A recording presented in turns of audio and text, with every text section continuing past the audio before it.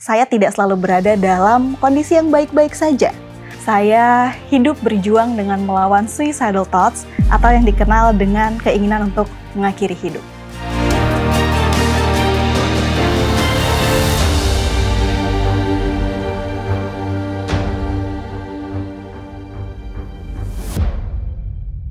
Shalom para penonton setia program Moving ataupun Anda yang baru pertama kali bertemu dengan program ini. Saya Angelika Saterisadi, saya berasal dari Manokwari, Papua Barat, dan saat ini saya sedang menempuh pendidikan tinggi di salah satu universitas di Jakarta. Menjadi seseorang yang menantang hidup di kota besar tidaklah selalu mudah. Namun kali ini saya akan menceritakan kepada Anda salah satu momen atau salah satu peristiwa di mana Tuhan menjumpai saya pada titik terberat di dalam hidup saya.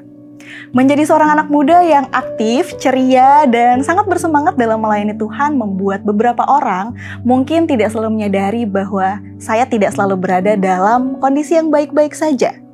Dan kurang lebih selama 2 tahun, saya hidup berjuang dengan melawan suicidal thoughts atau yang dikenal dengan keinginan untuk mengakhiri hidup. Hal ini dijalani tentu sama sekali tidak mudah. Dan banyak sekali orang mungkin mempertanyakan, memangnya apa sih beban yang ditanggung oleh anak berusia 21 tahun? Namun tekanan hidup yang datang dari berbagai arah, trauma masa lalu, bahkan luka batin adalah hal-hal yang nyata adanya, terutama bagi saya. Dan ada banyak momen di mana hidup ini tidak terasa menyenangkan atau bahkan mungkin tidak terasa bermakna bagi saya. Namun besarlah kasih setia Tuhan di dalam hidup saya. Karena tidak sekalipun dan tidak satupun tindakan saya untuk mengakhiri hidup saya ia izinkan. Tidak ada satupun yang diperkenankan, bahkan semuanya digagalkan.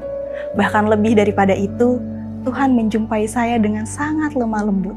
Bukan sekedar untuk melakukan mujizat besar lalu selesai, melainkan untuk menggenggam tangan saya dan mengajak saya berjalan dalam proses selangkah demi selangkah menuju pulih. Perjalanan pemulihan saya dimulai ketika saya mencoba memberanikan diri untuk membuka struggle ini kepada orang-orang terdekat saya. Pada saat itu adalah mentor rohani saya dan beberapa sahabat yang saya percayai. Kehadiran mereka benar-benar menguatkan saya di dalam perjalanan pemulihan ini. Mereka adalah orang-orang yang hadir di dalam proses saya ketika harus jatuh bangun. Mereka hadir untuk memeluk saya dengan erat, untuk menemani saya dengan sabar, menguatkan saya, memberikan waktu mereka untuk saya, bahkan mereka juga mengucap berkat atas hidup saya, dan juga memberikan kasih ataupun menunjukkan kasih Tuhan yang tak pernah berkesudahan. Saya akhirnya dari situ mulai mempelajari apa yang kebenaran firman Tuhan katakan terkait pergumulan saya di area suicidal thoughts.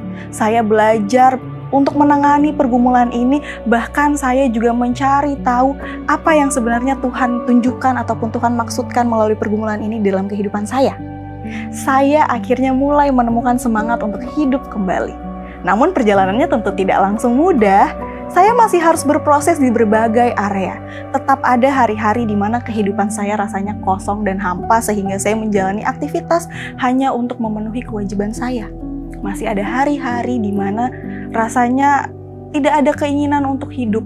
Masih ada hari-hari di mana saya bergumul, berkutat, mempertanyakan Tuhan, apa maksud dan tujuan dari segala hal yang harus saya hadapi dan saya alami ini. Namun tidak sekalipun Tuhan menyerah di dalam kehidupan saya. Dia mempunyai 1001 cara untuk menunjukkan kasih-Nya kepada saya. Tidak berhenti sampai Dia memberikan mentor-mentor yang hadir bagi saya, Dia juga mempertemukan saya dengan salah seorang konselor yang bergerak di bidang kejiwaan. Dan pertemuan itu mungkin terlihat seperti sesuatu yang tidak sengaja, namun saya percaya bahwa itu tetaplah rencana baik Tuhan di dalam kehidupan saya. Setelah mendapatkan kesempatan untuk sharing dengan beliau terkait pergumulan saya, Dia mengajak saya, memanggil saya untuk juga terlibat dalam salah satu kegiatan yang bernama Life Reset Camp dari Asa Matara. Asa Matara ini sendiri merupakan organisasi yang beliau dirikan, di mana organisasi ini menolong orang-orang untuk mengalami pemulihan serta menemukan tujuan dalam hidup mereka. Dan benar saja, ketika mengikuti kegiatan tersebut, saya akhirnya dapat menemukan tujuan hidup saya di dalam Tuhan. Dan puji Tuhan, hal itu ternyata benar-benar mengubahkan hidup saya. Setelah saya menemukan tujuan hidup saya di dalam Dia, perspektif saya terhadap hidup ini mulai berubah. Melalui sesi konseling yang diadakan pada kegiatan tersebut, saya menemukan bahwa segala pergumulan, segala hal yang terjadi di dalam kehidupan saya ternyata tidak pernah lepas dari tangan ataupun dari kendali Yesus Kristus. Semua hal yang saya alami menuntun saya selangkah demi selangkah untuk semakin dekat dan semakin kenal, bahkan semakin jatuh cinta pada pribadi Kristus dan juga kasih-Nya yang sempurna. Saya akhirnya dapat melihat bahwa perjalanan hidup saya, semua trauma yang saya alami, semua luka yang harus saya hadapi, Dia pergunakan dan itu merupakan bagian dari rencana besar-Nya untuk menjadikan hidup saya berkat bagi orang lain. Dan mulai dari situ, saya percaya bahwa sebagaimana Yeremia mengatakan bahwa rancangan Tuhan adalah rancangan damai sejahtera dan bukan kecelakaan untuk memberikan kepada kita hari depan yang penuh dengan harapan. Sehingga hari ini saya dapat berkata kepada saudara bahwa hidup yang saya jalani sekarang bukan lagi sekedar untuk bertahan, tetapi untuk melanjutkan kisah rancangan damai sejahtera yang Tuhan tulis bersama dengan saya. Dan dalam kehidupan ini saya akhirnya melihat bahwa hidup yang saya jalani benar-benarlah sebuah hidup yang telah dibayar lunas oleh Kristus di kayu salib. Hidup yang penuh dengan tujuan dan hidup yang dapat menjadi berkat bagi orang lain. Saya rindu bahwa cerita saya ini tidaklah sekedar untuk memberitahu saudara terkait pergumulan saya, tetapi lebih daripada itu untuk memperkenalkan betapa Allah kita adalah Allah yang penuh kuasa dan kasih setia.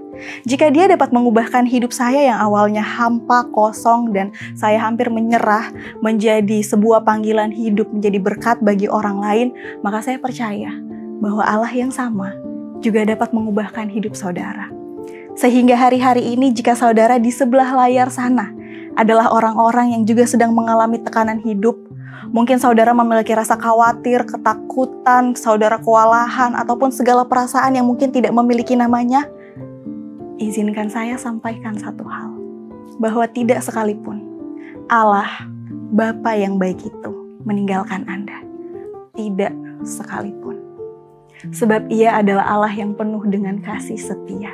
Saya harap kesaksian ini bisa menolong setiap kita untuk melihat bahwa tidak ada hidup yang terlalu hancur untuk Tuhan pulihkan.